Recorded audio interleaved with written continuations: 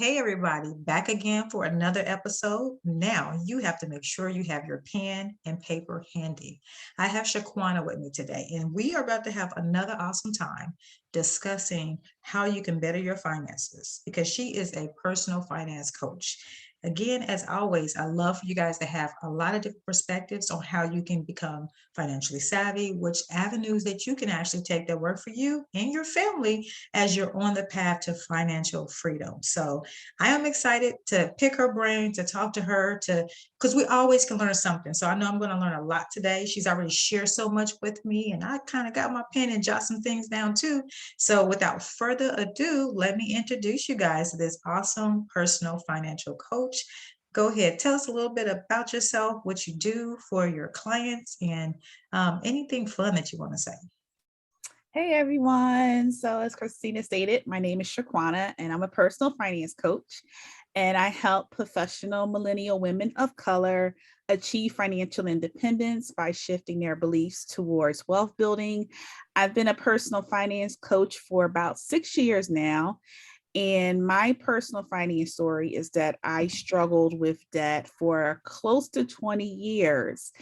And it all started as a freshman college student at the University of Pittsburgh, go Panthers. And I wanted to go on spring break with my girlfriends, but I was your typical college student. I was broke, I didn't have money, and I had a work study job, but it was just enough just to give me food outside of my meal plan during the week. So I was running out of options. But one day after class, I saw a table outside of my dorm and they were promoting credit cards. And if you sign up for a credit card, you would get a t-shirt and a mug. And I approached the table and the lady was like, well, if you fill out the application, you'll get a decision within a week. And your credit limit will probably be $500 and you'll get approved. So she already knew I'm gonna get approved before I even put in the application. So she was the expert. So I said, okay, no problem. All they asked for was my social, my name, whatever. They didn't even care how I was gonna pay it back. They just wanted my information. So I put the information in. A week later, I got approved, and then I maxed out my credit card and had a good time in Universal Studios in Orlando. One And week later. yes, literally a week later. And that really started my love-hate relationship with debt. Like, I love the fact that you can pull out that little piece of plastic and get whatever you wanted whenever you wanted it. But I hated the fact that once I got it, I always felt after I made the purchase like, uh-oh, how am I gonna pay this back? So I never would pay it back, within a week or 30 days. And usually you'll be lingering for years and years. So that went on and off for the course of 20 years. And during that time, I graduated from college, got a master's. I had a great job. Was a homeowner. So on the outside looking in, you would think, okay, she got it going on. She must be got a lot of money stockpiled in her bank account.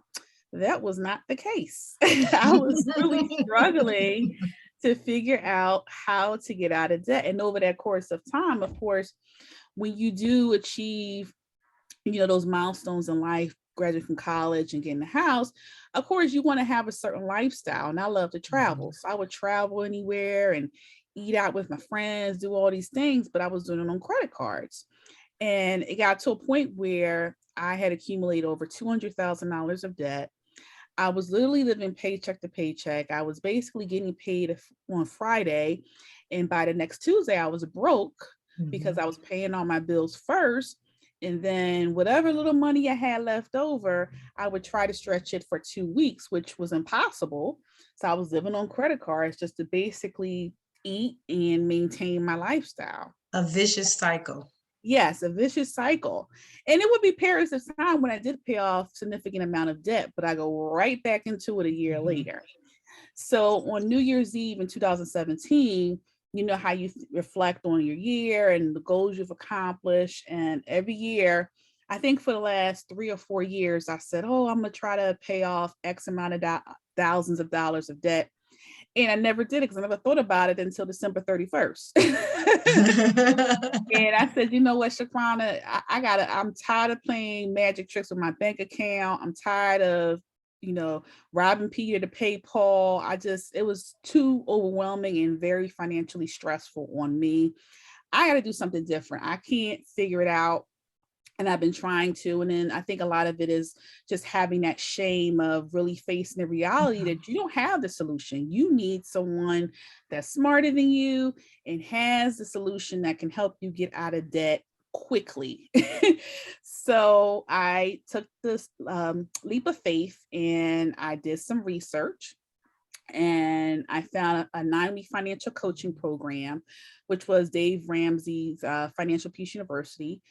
And I followed Dave Ramsey for about probably on and off for 10 years. Mm-hmm. And for the last couple of years before I made a decision to invest in this program, it started really resonating with me, because before I really wasn't ready to get out of debt. I just figured debt is normal. As long as you're paying your bills and you're paying your monthly payments, you're fine. But what I was realizing was I wasn't really making any progress. All I was doing is just paying interest. I wasn't really paying down that principal and getting rid of that debt, period. And I really had to shift my mindset to say, I'm ready to be out and out for good. I don't want to go back, because this is not what I want to be doing for the next 20 and 30 years, struggling with my finances. So I knew that his plan worked because thousands of people have gone through his plan. There were people that were making more than me, and a lot of people making less than me that were getting out of debt within a short period of time. And I'm like, well, heck, if they can do it, why can't I? So I just took a leap of faith. I enrolled in the program with my husband. We went through the 9-week program. We did our first budget. And I never really did a budget before. My budget was looking at my online banking and kind of see what's in my savings and my checking. And if those were depleted, then I'm going to use the credit card. So I never really thought about tracking my expenses. But when I did and did my first budget, I found that I was overspending by $3,000 a month. That's the eye opener. Paycheck to paycheck. Yeah. So I did my first budget. I did my debt elimination plan, because my plan was to get out of debt within 5 years.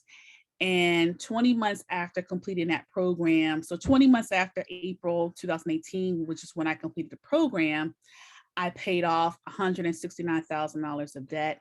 And that's basically what I teach my coaching clients today. That's under 2 years. Exactly. Yeah. So I teach them basically my proven plan of how I did it. And as long as you have a plan and you follow it and you be consistent, anything's possible. Anything's possible. And I like how you already first talked about the point that you wasn't this guru that knew everything about finances, even though you went to college. And that's what sometimes we get stuck in, regardless if you have a college degree or not. We all have a money story that we tell ourselves. And if we don't have a money story that we rewrote as adults that's benefiting us, then in that case, we can get ourselves in trouble. But the key is not the end of all things. You can get easily out, and you made a plan. You stuck with it. And the fact that you did that in 2 years. Okay. So you really got to tell us a little bit about from shifting your mind to realizing, man, I'm struggling with that, because you was kind of set up. Guys, I did the same thing when I was in college. Those t-shirts are very, very, hey, who doesn't want a free t-shirt? Right. So we all can fall victim to getting a credit card, not knowing how to use it. But the thing is, once we have that knowledge and we know, hey, you want to pay that balance off every month. You want to do X, Y, and Z. If we don't do it, it's okay. We make a plan and get out of it. So tell us more about once you really started this program that helped you relieve so much of that debt, over 169K. How did you even know where to start without getting overwhelmed and staying on that path to where you actually was successfully paid that large amount off in that short period of time? Sure. And, one thing, Christine, that you mentioned too, was like, the whole thing of being college educated. So you should know everything and have all the answers to all your problems, right? And a lot of people say, personal finance is common sense, but it's not common sense to everybody. To me, personal finance is a learned skill, just like investing is a learned skill, or whatever your passion or whatever new skill you're trying to develop, you have to learn it. And that's the way I had to learn personal finance, because in my family, it wasn't talked about. And a lot of families of color, we don't talk about how to manage money. All we know is we have to get a job, We got to pay these bills. We got to work hard and make sure we don't get fired. That's all we know. Everything else we kind of figure out, during the process. So I had to learn that skill of really managing my money. But to answer your question, I really followed the debt snowball method, which is basically looking at all your debts and lining them up from the smallest debt to the largest debt.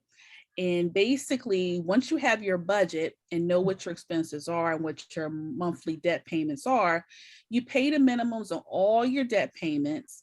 And then your smallest debt, any additional savings that you can squeeze out of your budget, you add that extra savings to your smallest debt.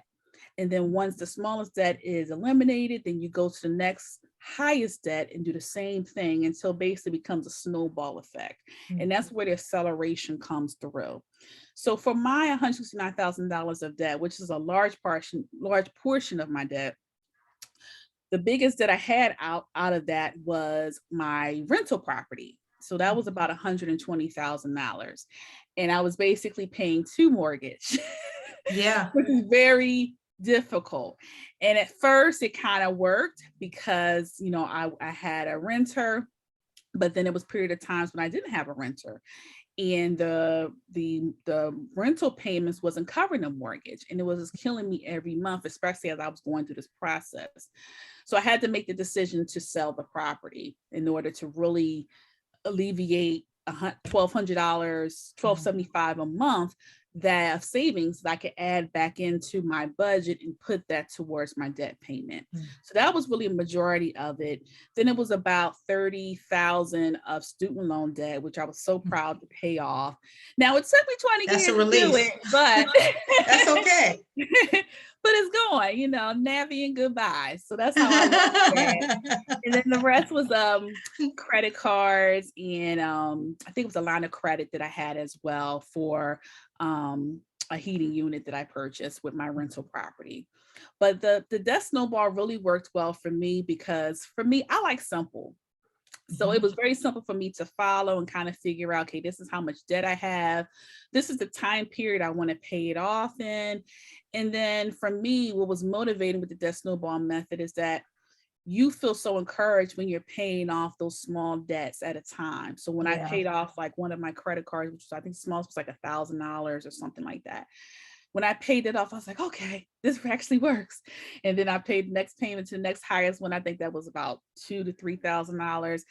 And then, as time went on, I would try to find additional ways where I can save more money. And my biggest expenses at the time was my grocery bill. I was spending, I think, about $900 to $1,000 on groceries a month. So I found ways to cut that in half to even accelerate my debt repayment even faster so that I can really see those savings over time.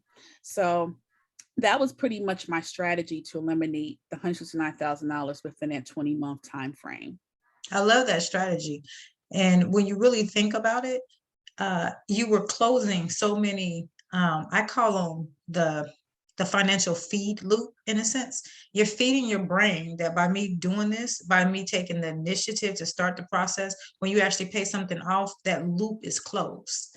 Instead of you feeling like you're just spending money on just, for example, guys, if you have a credit card, that's $1,000 and you max it out for $1,000. If you pay just the minimal payment, the loop is never closed because you're paying the payment, but the debt is still there. You're paying the payment, but the debt is still there. And then sometimes you see it go higher because you have something called interest. That interest is now piling on that same amount every single month when you don't knock big chunks off. So you're never closing that loop to give yourself the encouragement and the confidence that you need to say, I can see it going down or paid off. So one thing that you did was so important, you close that loop by using that strategy, by paying one thing off a time to build up that confidence.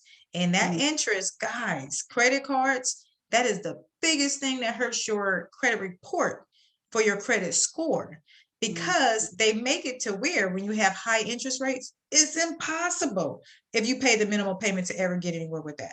So it's important to understand, like she said, when you're paying, when you're making that plan, you make that budget.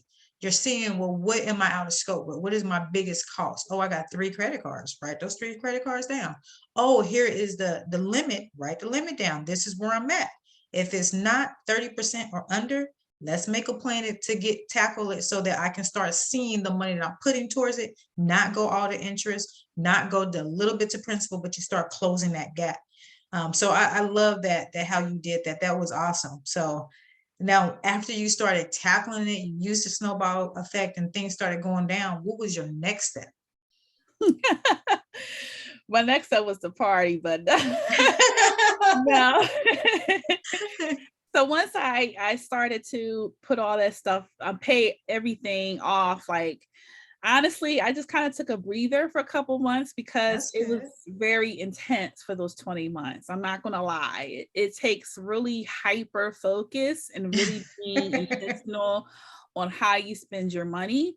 So once I paid off that large amount of money, I did do a little splurging on myself as far as, I think I went away to St. Lucia on a trip with my husband and spent money. But this time, instead of using credit cards, I used cash. That was like one of my first trips that I really actually cash flowed and didn't use a credit card at all. Because it's hard to stay very motivated as you're paying off $169,000 a day or even $1,000 a day because there's so many distractions. And throughout that 20 months, I really didn't do too much as far as splurging on myself or really rewarding myself. I mean, I did little things, maybe give myself a nice little drink at Wawa, like a little smoothie, or went to Starbucks, got a Frappuccino, something like that, something cute, but nothing really big. So once I hit that really milestone, I said, okay, you know what? I'm going to reward myself with a nice trip. And that's what I did. So that was my next step. And then after that, my whole mindset shifted as far as how I viewed money. And what I mean by that is normally if I go to the supermarket or make any type of purchases, the first thing I do is like, okay, what credit card I got? Which one ain't maxed out? I could use it for this transaction. But now I'm like, okay, how much money do I actually have? Because I already knew going into it. First of all, I check my account before I make the purchase. So I kind of pre-plan before I actually do it. And then I give a debit card or I actually have physical cash because the physical cash really in my brain tells me, okay, it's escaping me or leaving my account and is going into Target or whoever wherever I'm making my purchase, right? So it kind of shifted how I treated money and how I viewed money because with a credit card, it's painless. But when you're using physical cash or even your debit, it's kind of like, okay, that money's gone. So that really helped me to kind of really try to be more cash conscious over time.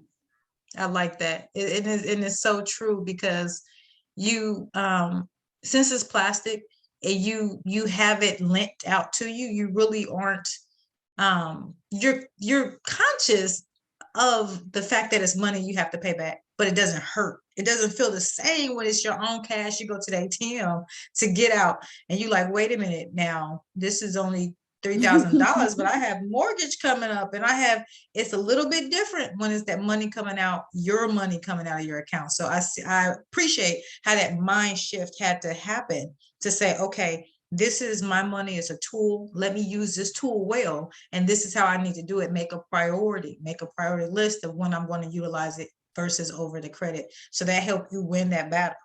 Right. Yes, exactly. Those are some battles that come our way. Yes. It's a struggle, a mental struggle at first, because I think it's more of the mindset of, okay, I'm losing money, how I'm going to make it back, versus thinking, okay, wealth flows through me, like saying those affirmations to say, you're not losing money, you're a money magnet. Money will always be around you. You attract money. So just having that different mindset to know that, yeah, I'm losing money in this transaction for something I possibly need, but at the same time, I'm going to get it back tenfold, one way or the other. And the way you just describe it, and that's what I appreciate, because it's the same. I try to tell my students with trading and investing. You actually trade every day. You're a trader. Everyone in this on this earth as a trader, whether you realize it or not, you're also an investor. And the reason why I say that is because we just don't really recognize how we are traders and how we are independently investors. We Mhm. all have time. You have to invest your time into things, right? And when you invest your time into learning how to do personal finances, you do get something back. You actually gain back a reward, and that's the same as if you invested in a stock and you get money back, something back for that. Same thing. You go to the grocery store, you're trading your money, whatever that item that you want, you're saying, I want to buy that item for this amount. And a lot of times we negotiate.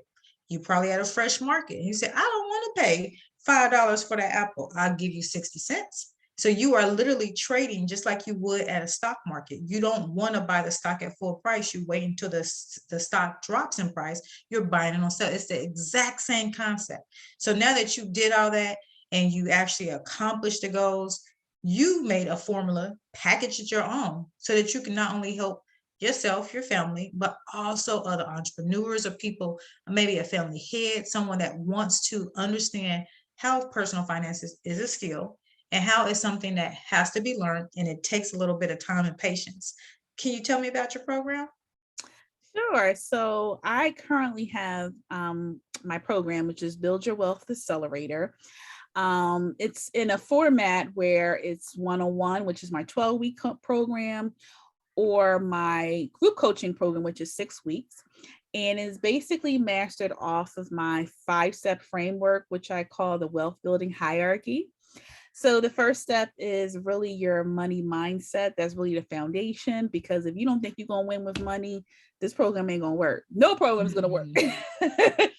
So during that time, I work with my students on their money mindset, as far as, what is their personal money story, what are their personal financial goals, whether it be short-term and long-term, and really getting over those limiting beliefs that's really holding them back from building wealth. So that's the first step. And then the next level in the hierarchy is your financial blueprint. And that's where I work with my clients on developing their budget. So looking at how much they're bringing in and how much they're taking out. And for some people, it's their first time really, like I said, putting together a physical budget, because people look at budgets as very, very restrictive and it's tedious and it's boring. But that is a single best wealth building tool to have in your toolbox, because if you don't know how you're spending your money, then you'll never build wealth. So you have to track your cash flow and understand, what your expenses are, because you think you could be doing well on paper, but in reality, your bank account says, nah, boo, you're not doing well. not in this state. You have no money in your account. So that's step number 2. And then step number 3 is the strategy implementation, which is basically, how do we maximize your budget? So we look at your budget and we look at ways where we can reduce your expenses and increase your savings. And then step number 4 is the debt elimination plan. So we basically outline what your debt elimination plan is based on your budget, based on your short-term and your long-term financial goals. And then the 5th level is the wealth building level. And that's basically where we look at your wealth building foundation. So what I mean by that, there's 3 wealth building accounts that you should have. One is your emergency fund, which should have about 6 to 12 months of your expenses saved.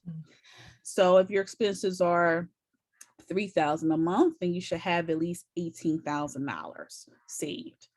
Then there's a short-term account, which is your second account.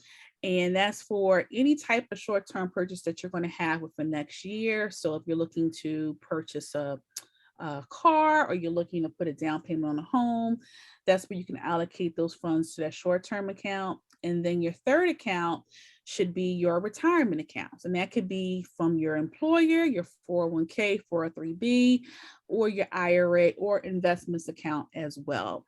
So basically working through with my clients to have those 3 key wealth building accounts in process for them so they can start building wealth. I love it. And I love how it's in order too. And you take your time and go through each step, because sometimes, guys, when we do it on our own, we don't realize that we're missing steps because maybe we're just reading a book that's giving us something real general. Maybe we're watching a TV show about investing and savings and how to budget correctly, but they're only giving you what they can in that 1 hour. So we have to recognize that you're going to get the value of what it can present, but sometimes there could be steps. So that's why it's always helpful to have someone that will kind of take you by the hand, guide you right through the whole process. And maybe you have unique situations, right? Maybe you have inheritance or something that she can help you with to allocate the money to already start building up those accounts that you would have never thought about. So there's a lot of different reasons why a personal financial advisor can help you, or a coach can help you get through some of the mess that just in general, banking and finance, the world of finance offers. It's all messy at times, but there's always someone that can look through it and say, oh, that's okay. We can use this. This is a benefit for you. Let's take it right here. You qualify. Right. Exactly. Because I know for me, when I did financial coaching, it was a little like, do I really need this? You have your doubts, but I can YouTube it. Yeah, I can YouTube it, I can Google Yeah. it, because there's so much free information. I'm all about the free information. But like you said, you get what you pay for. When it's free, you're only going to get a slice of what you need. And, going through that financial coaching program, for one, I had to show up every time. And I remember when I started it, I think it was about 11 of us in there. And by the end of 9 weeks, it was just me and my husband. People dropped out for personal reasons or whatever. But in my mind, I'm thinking because they just didn't want to follow through. Yeah. For whatever reason. And I said, I'm going to follow through and hold myself accountable because I was ready for that change. So having that accountability and really having someone walk me through really gave me that extra boost in order to really hit that financial goal, which is still amazing to me until this day that I paid off that much debt. Yeah. And I have to say too, another thing that I appreciate that's amazing, that you and your husband did it together. And a family that saves together stays together. And I say that, guys, because money can be stressful on people. Like, my husband and I, we have two different money stories that we grew up with, and it made us two different individuals on how we handle money. For me, I'm always, not to say more careless, because I'm definitely a good budget and I do all that, but I'm more risky. So for example, if we're trading, I'm all for it. Let's take $1,000 and I want to buy this stock right here. Oh, I'll be patient. Oh, it's down. Don't worry. It doesn't bother me. It doesn't bother me at all. But if that was my husband, he see $3 lost, he's having a heart attack. So we don't have the same, capabilities when it comes to how we emotionally handle money. So that's an awesome thing for you to go through it together, because then you recognize how you both handle your money stress, how you both, your money language in a sense. And then you can help each other. Okay, let me do this because I know this might stress him out a little bit more. Don't worry, I got it. Or vice versa. You can help each other go through those emotions and know where your weaknesses are, because that other person might have a strength. So it's always a good thing. But I say that because if we are aware of it now going in, it's going to do nothing but make you guys stronger as a unit when you partner up on trying to handle that money debt, instead of one person saying, well, it's my debt, let me handle it by myself. Sometimes teamwork will make the dream go. So true, because he was not a fan about going through the financial coaching. He said, why can't we just figure this out? I can imagine. It is not working. And I'm the finance manager of our family. Yeah. So I was the one that had, I still to today handle all the bills and make sure everything is paid. And it was so stressful on me because he had his blinders on, he was doing his thing, but I knew like, this is not working. And I was handling all, like you said, the financial stress and the burden on me. And he's looking at me to kind of make sure to work. And I'm like, no, we need to work together. You need to understand how the money is coming in, what's going out, so that you can be intentional to say, I can't hurt my partner by purchasing this PlayStation 2, 3, 4, whatever. Yeah. Or putting some new rims on my car, whatever he likes to do. Well, he's a chef, so he likes to cook. So let's say if he want to do like a $1,000 dining experience. Mhm. You know, I'm Because like, that's no, his we can't thing. afford it. That's his thing. We can't Yeah. afford it. So $1,000 on a meal, but yes, it yeah, happens. Yeah. yeah, he loves those type of experiences. So with him kind of being part of the process, now we can come together and we understand, okay, if I say we can't do it because of the finances, well, he knows the budget too. He'll say, yep, that makes sense. I'm perfectly aware. And it's funny because most of the time in marriages, the male is the lead on the finances. So in our marriage is a little bit different. And the female in typical marriages don't have a clue what's going on with the money. But in our marriage, we have to work as a partnership, not only the finances, but every aspect of our Yeah. marriage. Absolutely. I like that. And you hit another key point when it comes to just in general everything. Finances touch every aspect of life. You have to, and I say that because even if it's health, right? We have to pay a premium for our health insurance. We have to save money most of the time for ourselves. So a lot of us don't understand that. Okay, maybe you don't have the greatest job in the world, and their benefits are not offering you what you call a health saving account, a HSA.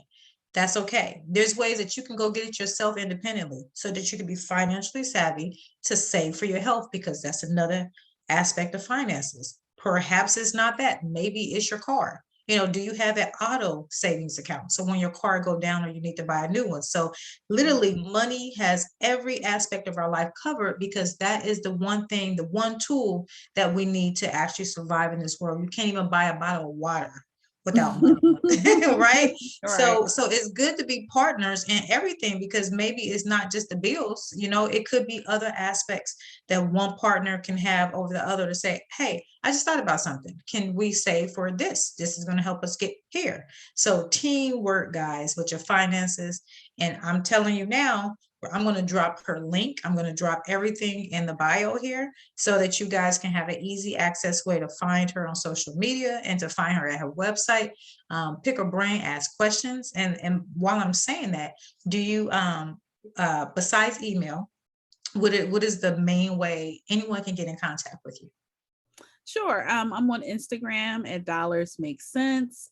I do have a free Facebook group, which is the Wealth Builders community. So you can sign up for that free Facebook community. And I have a personal finance blog as well on dollarsmakesense.com. And I just launched my TikTok. So you can find me on TikTok now. So multiple ways to contact. So there's really like no excuse. Her story resonates with you. If there's more information you want to know, you now have two gurus at your dispense. So putting on blinders, saying, I know I have debt, but I'm going to handle it next year. We're not going to let you get away with that. So you look at her details right below. I won't say make the decision. Do what you need to do. Think about it. If you have tried your hand at budgeting yourself, you tried all these things, guys, we are both living proof mistakes happen. It's life. It's okay. The point is you just don't stay in debt. It's ways to get out. So do not overly stress yourself out or get down on yourself. We're here to let you know you have help and assistance, and we can get you out of that. So look at her website below at the link. Find her on social media, pick her brain when it's necessary. And before we go, guys, I want to make sure, anything else you could tell the people and within this podcast for today? Sure. So currently, I am kicking off my Stack the Racks Savings Challenge, which is a 21-day savings challenge that will help you save $1,000 in 21 days.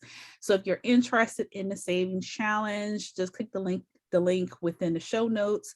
You'll see it within my bio on Instagram and on my website at dollarsmakesense.com. And guys, if you are listening to the podcast, you can also watch this on YouTube. We have everything accessible for you. And let's go with the challenge. Until next time, I'll see you guys in the next episode. Thanks, guys.